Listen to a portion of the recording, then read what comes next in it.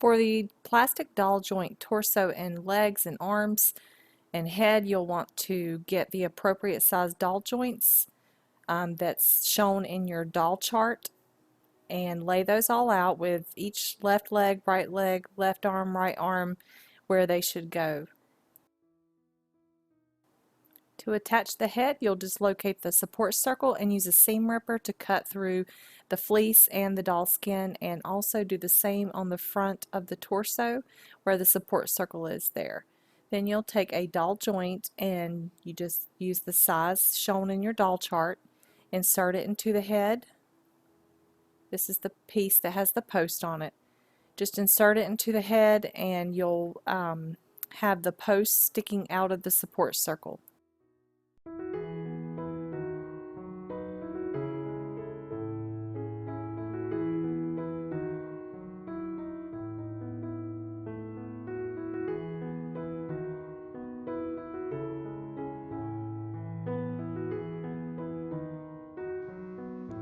Now that we have the post sticking out of the support circle, we'll stick that post inside the torso of our body. Then we'll take the flat washer and put it inside the body and place it onto the post inside the body.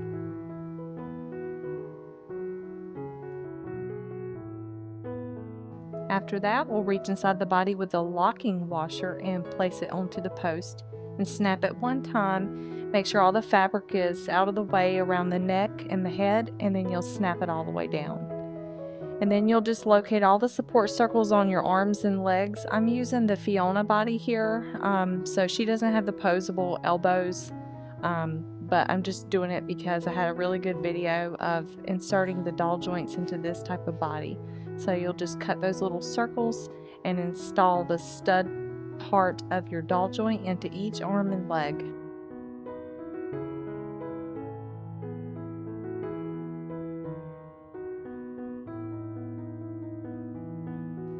You'll take your torso and you'll locate your right arm, and the circle will be on the back side of the body. So use the seam ripper to open up that support circle, and then you'll take the post and stick it into the hole through the body, and you'll reach inside and make sure that your arm is the correct arm for that side, that you don't have your arms on backwards. So the arms should be mounted on the back side of the body. And then you'll just reach inside with the flat washer and you'll put the flat washer onto the post, and then you'll put your locking disc on top of that and click it one time. Check your arm, make sure it's not backwards and that it's on the correct side, and then snap it all the way down. Go ahead and attach your other arm and your legs.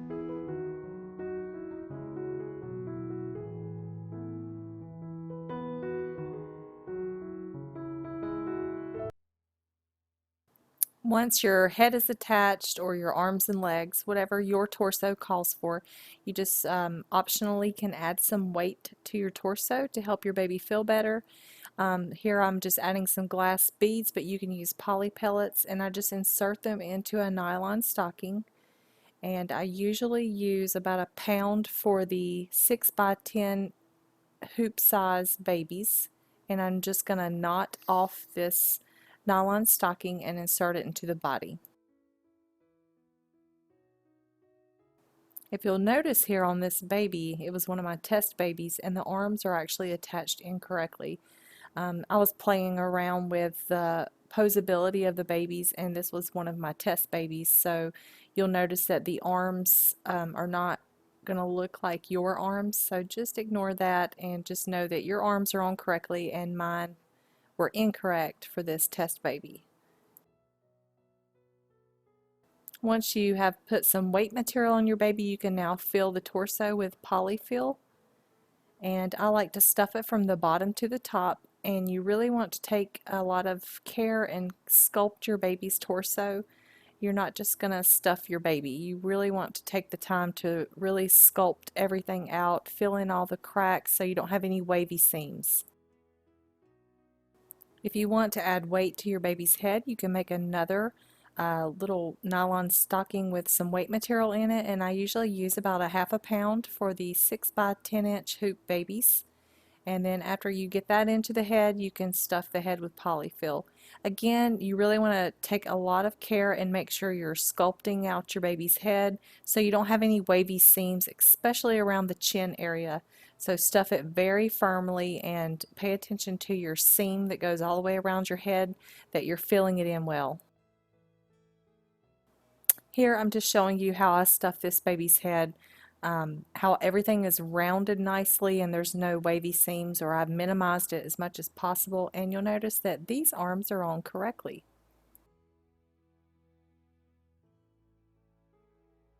Stuff the upper thighs with polyfill. I would do it not super firm but not super floppy either, just a normal amount of polyfill, enough to fill it up well but not overstuffed. Also, take the time to stuff the upper arms the same way. Not overly stuffed, but not understuffed either, just the right amount. And here we have our thighs and our upper arms stuffed. If you have the finger version of the arm, you can roll up a tiny ball of polyfill and use a chopstick or some kind of crafting tool, and then you'll just use that tool to push the polyfill into each finger individually before you try to stuff the whole bottom half of the arm.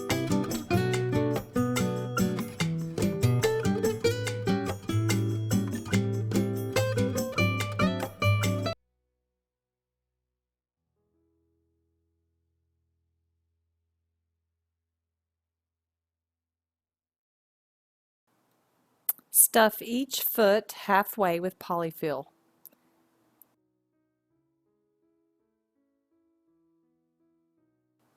You want to fill the rest of the foot up with some weight material. Here I'm using glass beads, and the funnel I'm using is actually from a Dr. Brown's baby bottle. And this is optional, but I really recommend it because it adds to the feel of being a real baby if you can weight the bottom halves of each foot and the bottom half of each arm. Once you have put the weight material in the arms, you'll just continue to stuff the rest of the arms with polyfill and also the bottoms of the legs. And then you get everything nice and tight for the lower half of the arms and legs, and then you'll go on to do a ladder stitch for closing all your stuffing openings. And I'm just showing here how you'll start your ladder stitch. You'll go in from the back side of the tab, and then you will come out and then go right back in, and then you will take your thread and go through the little knot that you made, as I'm doing here. Pull it tight, turn right back around and go right back out beside the knot you made.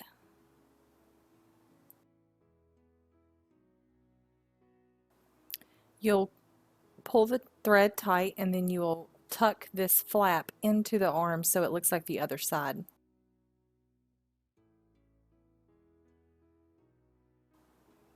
Once you've done that, you'll cross over across from your stitch to the other side and take a small stitch. And this is what we call a ladder stitch, and you'll see why in just a minute. And you'll just go to the other side back and forth, taking small stitches, and wherever the needle exits, you'll go across from that and take another stitch. And a tip here is to take as small stitches as possible. I'm doing medium-sized stitches, but really they should be a lot smaller, and the smaller you make them, the neater this seam is going to look. And so yeah, just the smaller the stitches you take, the neater this is going to appear whenever you get everything sewn shut. And then as you pull on it, you'll see why it's called a ladder stitch. It just kind of pulls everything together, and the loose stitches end up looking like ladder rungs. When you get to the end of the opening, you're just going to go right into the seam, and you're going to take a small stitch right where your thread is, and you're going to create a knot.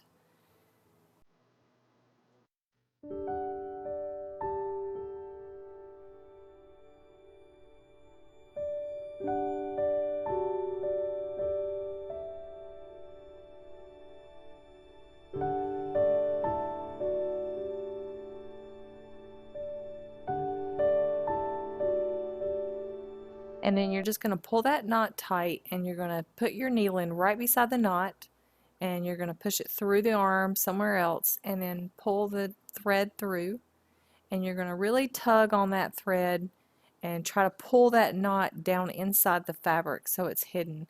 And if you're using upholstery thread, you can pretty much apply unlimited force on that. It's not going to break. And then you just snip your tails, and that finishes it up. Here I am doing the same to the back, and you can see that that stitch, the ladder stitch, why it's called that, and you just pull it tight and seal up that back seam. Use a ladder stitch to close all the openings where you stuffed your doll.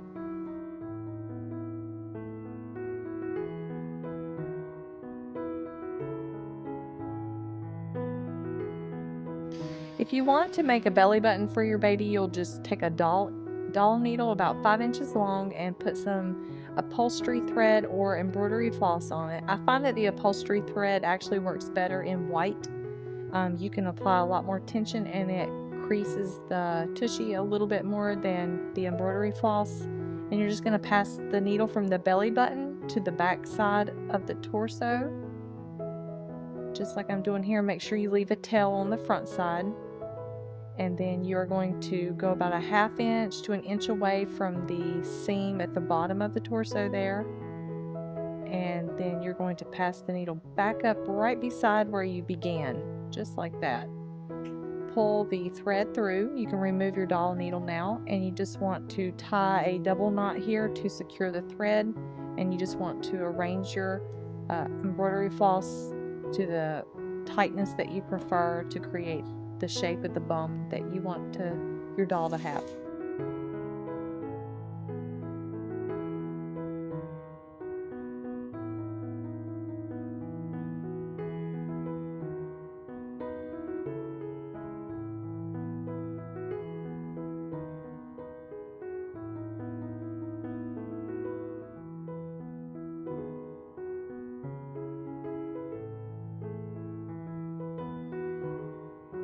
After you've made your knots, you just want to put the tails of your thread back onto your doll needle, and we're going to take those tails and we are going to hide them inside the body. So once you get your thread on, you're going to go right beside your knot, push the doll needle through the torso somewhere else, and then you're going to snip that thread, and you're going to do the same for the other tail.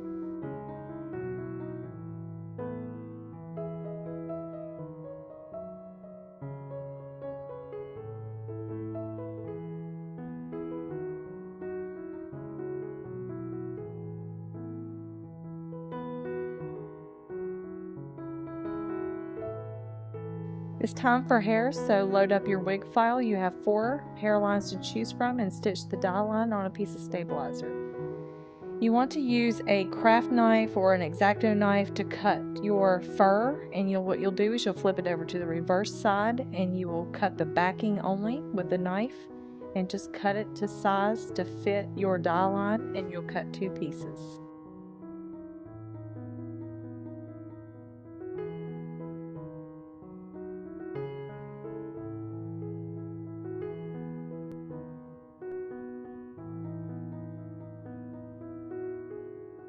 The fur I'm working with here is really thin, so it's not thick at all, and I'm able to put it over the die line on the hoop, both pieces together, right sides together, and the machine was able to stitch the tack down very easily.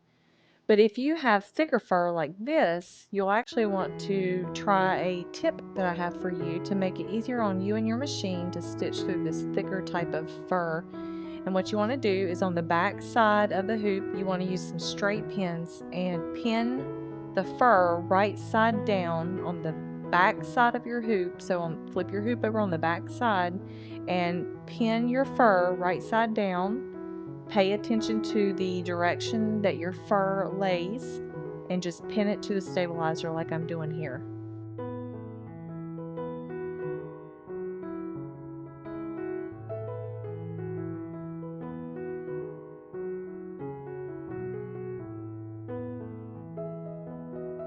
Now we flip our hoop back over to the right side, and we can use the other piece of fur and just lay it over the die line on the front side of the hoop. What this does is it halves the thickness of your fur. Your machine still has to go through it, but it makes it easier for your pressure foot to go over the fur because you only have one piece of fur on the top side of the hoop. So what I'm doing here is I'm just laying the other piece of fur right side down on the top side of the hoop, and I can tape it or whatever, and then I'm just going to stitch that dye line. After you stitch the dye line for your wig, you're just going to remove your pins and stabilizer from the hoop, and you're going to remove the stabilizer from the seam that goes around your head on the outside part only. So just like I'm doing here, I'm removing the stabilizer from between the two layers of fur all the way around on the outside of the dye line.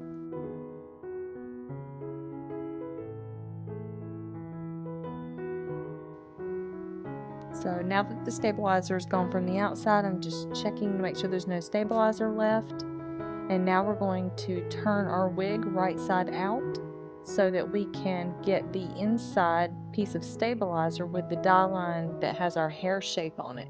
So I'm just turning it right side out.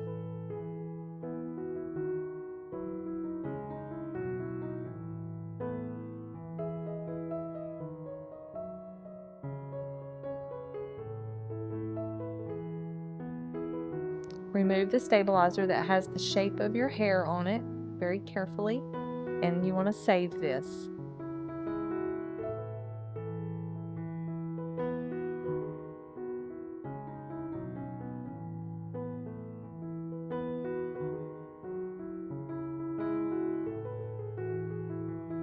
Here is the hairline shape from my stabilizer, and I'm just going to take a minute to make sure that none of my fur got sewn into the side seam, and if it did, I'm just going to use a seam ripper or a needle to remove as much as I can from this side seam, because when we trim our wig to size in a moment, we don't want to accidentally cut any of this fur.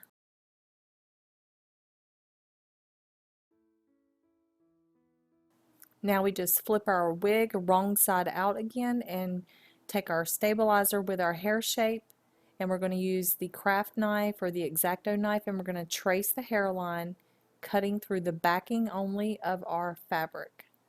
And I usually like to be about 1/8 of an inch to 1/4 inch away, just in case I make a mistake and I need to correct it. It gives me a little bit of extra fabric to deal with here.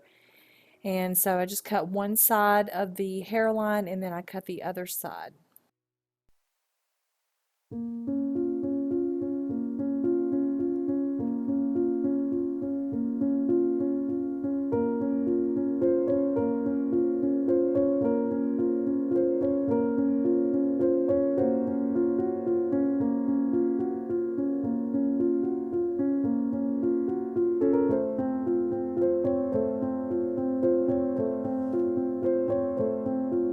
For the back of the head, I just basically cut straight across with a very slight curve. So from one of the stitch point on one side, I start there, and I just pretty much go straight across the back of the head to the other side where the stitching ends on the other side, and it's just a slight curve. It's not a big curve at all, and I'm just cutting the backing fabric.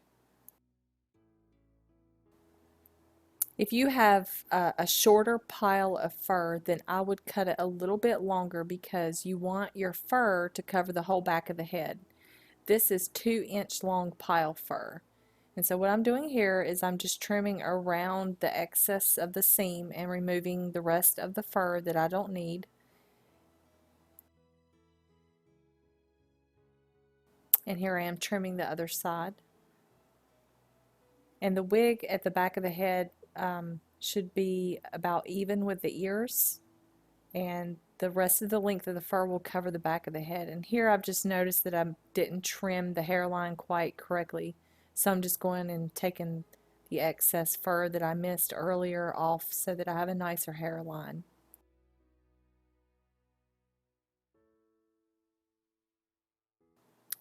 Go ahead and try the wig on your baby and make sure it fits.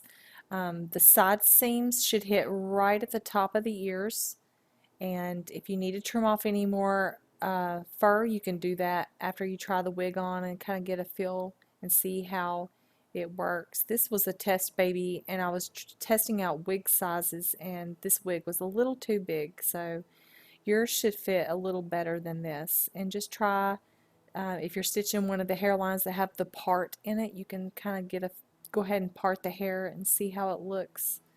And if you need another haircut, go ahead and trim more backing fabric away. This is some footage from the Juno doll. What you want to do is you want to take some embroidery thread doubled, or actually you don't want to double it, but you just want to use a ladder stitch to stitch your wig to your head, and that's what I'm doing here. You can also use fabric glue or hot glue or a combination.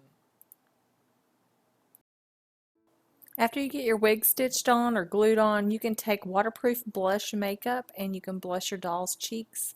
You can also use special crayons designed for creating baby dolls. If you're making a fairy, you can use eyeshadow colors to blush the cheeks, or maybe some glitter eyeshadow.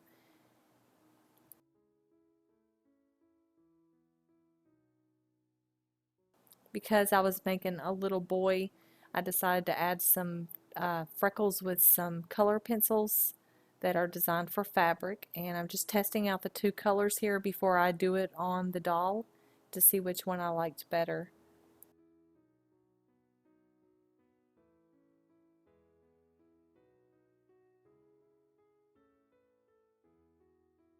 And here I am just drawing the freckles on the face. Once you finish that and you've done that step, if you want to create toes on your baby, please go watch our toe creation video that we have. It shows very clearly how to add the toes to your baby, and then you are all finished.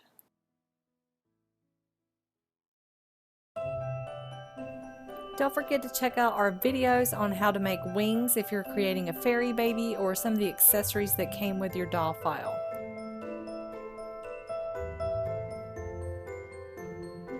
Now that we have finished our babies, we can dress them how we want and customize them to our liking. I hope you enjoyed watching these tutorial videos. If you have any questions, you can ask in the comments, or you can email us from our website. I'll be happy to answer those, and enjoy your new baby.